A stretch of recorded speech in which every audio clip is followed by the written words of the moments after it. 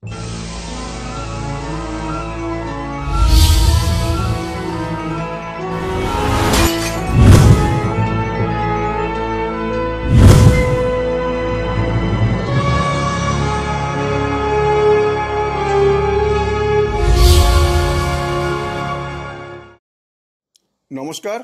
আপনারা দেখছেন কড়া খবর। এখন কড়া খবরে দেখুন, কবি প্রণাম অনুষ্ঠানে ভ্রাম্যমাণ ট্রামে কবিগুরু রবীন্দ্রনাথ ঠাকুর, কাজী নজরুল ইসলাম এবং প্রবাদ প্রতিম শিল্পী মান্না দে স্মরণে বিশেষ অনুষ্ঠান। 25শে মে সকালে পূর্ব পুটিয়ারি পশ্চিম আনন্দপল্লীর মহিলা পরিচালিত অরাজনৈতিক সামাজিক সংগঠন মাতৃরূপা এবং সাংস্কৃতিক সংগঠন শিশির বিন্দু আয়োজন করেছিল ভ্রাম্যমাণ ট্রামে কবি প্রণামের পাশাপাশি প্রবাদ প্রতিম শিল্পী মান্না দেকে স্মরণ অনুষ্ঠানের। এককালে ট্রাম ছিল কলকাতার গর্ব।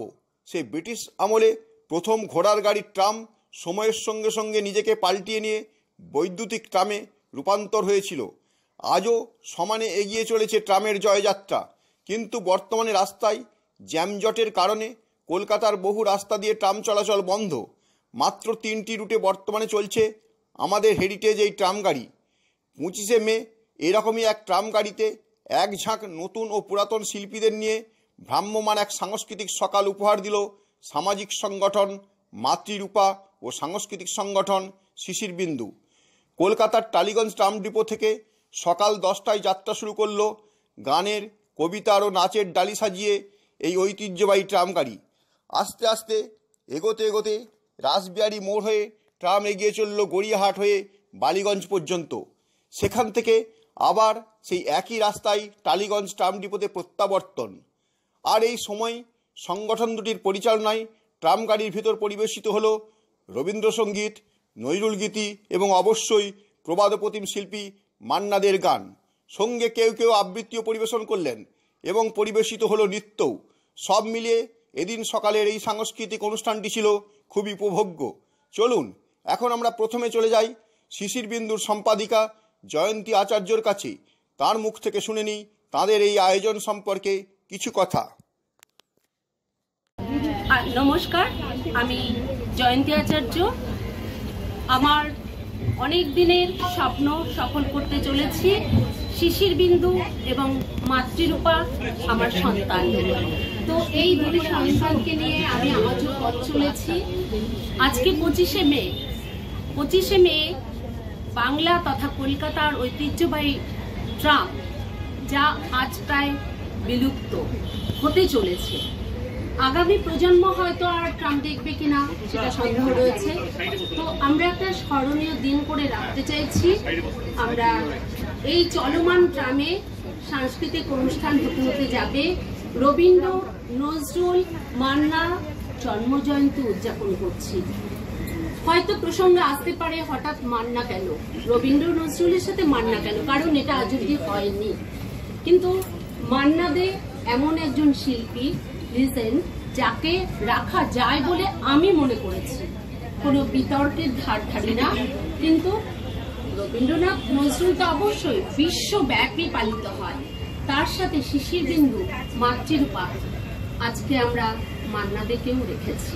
আজকে এদিন অন্যান্য শিল্পীদের মধ্যে ট্রামের ভিতর উপস্থিত ছিলেন সাংস্কৃতিক চর্চায় মেট্রো রেলের প্রাক্তন ডিজিএম তথা প্রথিতযশা সদা হাস্যময় শিল্পী প্রত্যুষ ঘোষ। তিনিও এদিন তার গান গেয়ে শ্রোতাদের মুগ্ধ করলেন।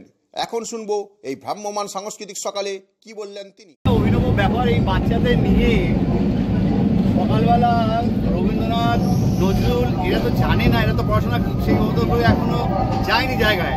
কিন্তু আমরা ছোটবেলা থেকে ওদেরকে রবীন্দ্রনাথ কেন আমরা পুজো করছি, রবীন্দ্রনাথকে নিয়ে, কবি নজরুল ইসলাম কে, তাদের নিয়ে আমরা কেন ভাবছি এবং তাদের থেকে কি শিক্ষা নিয়েছি, দেশ স্বাধীন হতে তাদের কি ভূমিকা ছিল, সেইগুলো নিয়েই আমরা এই বাচ্চাদের শিক্ষা দিচ্ছি যে ভাই তোমরা কবি নজরুল বা কবি রবীন্দ্রনাথ কে সে সম্পর্কে জানো। আর তারপরে তো মান্না দে, সে আমার ছোট বোন, বড় আদরে ছোট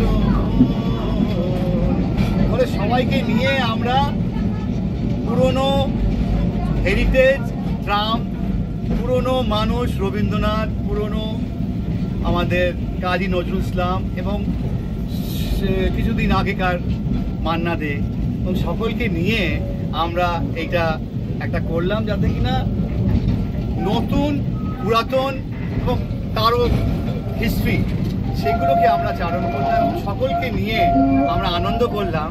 যে রবীন্দ্রনাথের জন্মদিন দেখুন মে মাসে পড়েছে, কবিগুরুর জন্মদিন মে মাসেই পড়েছে, আবার ইনসিডেন্টালি মান্নাদের জন্মদিন তিনটে মিলিয়ে আমরা একসঙ্গে করলাম। আমরা খুব খুশি, তো বাচ্চারা খুব খুশি হয়েছে। আমরা এইভাবে করে চেষ্টা করবো প্রতিবারই এরকমভাবে করা। চলুন এখন আমরা আপনাদের নিয়ে যাই সাংস্কৃতিক চর্চায়, দেখাই ভ্রাম্যমাণ গ্রামে সাংস্কৃতিক অনুষ্ঠানের এক ঝলক। আমার বেলা যে যায় সাজ বেলাতে তোমার সুরে সুরে সুর মেলাতে, আমার বেলা যে যায় সাজ বেলাতে তোমার সুরে সুরে সুর মেলাতে, আমার বেলা যে যায়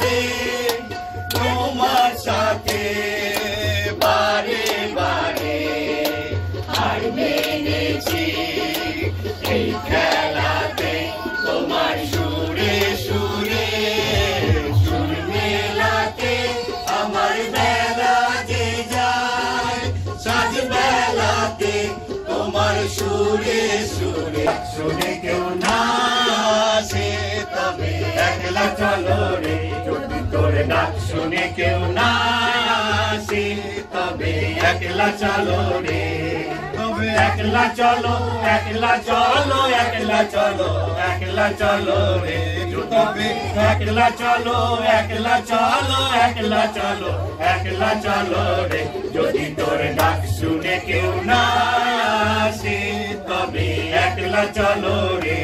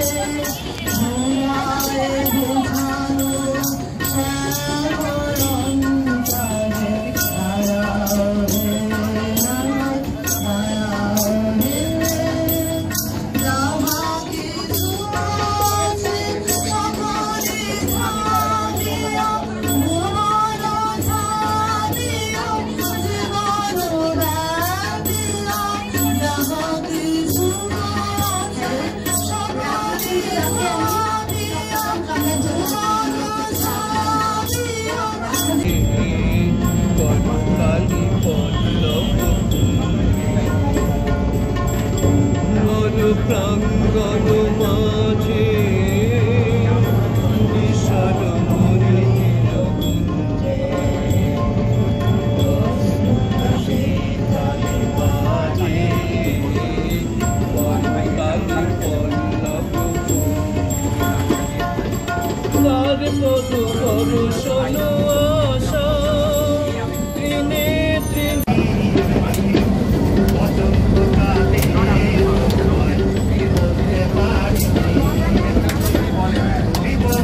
কালা পাখি আমি যেন কি বসন্তকালে তোমায় বলতে পারিনি সাদা সাদা কালা কালা রং জমেছে সাদা কালা সাদা সাদা কালা কালা রং জমেছে সাদা কালা হয়েছি আমি মন পাখি না বসন্তকালে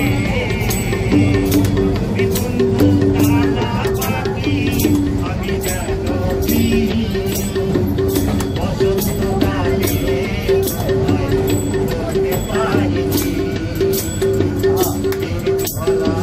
গলার মালা বললে কি আর হয় রবীন্দ্রনাথ ঠাকুর আমার ছোট্ট বালিশটি রে মিষ্টি ভাই তুই তোর ওপরে মাথা রেখে আমি রোজ ঘুমোই আমার জন্য তৈরি তুমি কেমন তোমার গা তুলোয় ভরা তুলে আর ভারী শিখছি না আকাশ যখন ডাকছে ঝড়ে ভাঙছে কত দেশ তোমার উপর মুখ লুকিয়ে ঘুমোই আমি বেশ অনেক অনেক ছেলে আছে কারো কাছে তোমার অন্তরে যে শক্তি আছে তাই আছে তা তোমার আছে তুমি অন্তরিনী কারো কাছে তোমার অন্তরে যে শক্তি আছে তাই আছে ছাড়িয়ে ওঠো তুমি ছোট হয়ে